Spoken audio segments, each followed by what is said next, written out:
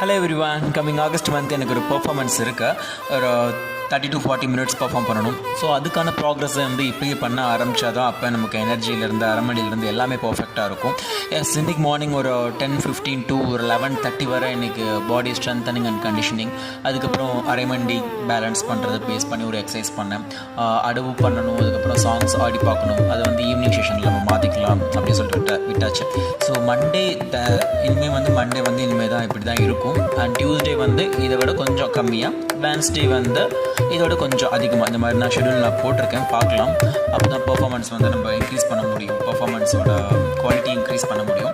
அப்புறம் எனக்கு பிடிச்ச பர்சன்ஸோட பரதநாட்டியம் பர்ஃபார்மிங் வீடியோஸ்லாம் பார்த்துட்டு இருந்தேன். அது கண்டிப்பாக ஒரு மோட்டிவேஷன் தரும். என்னோடய ஸ்டூடெண்ட்ஸ்க்குலாம் அதான் சொல்லுவேன், சீனியர் ஆர்டிஸ்டோட பர்ஃபார்மன்ஸ் பாருங்கள், என்னோடய பர்ஃபார்மன்ஸ் பாருங்கள், இது மாதிரி சொல்லிகிட்டே இருப்பேன். அதே மாதிரி நானும் எனக்கு பிடிச்சவங்களோட பர்ஃபார்மன்ஸ்லாம் நான் பார்த்துட்டு இருந்தேன்.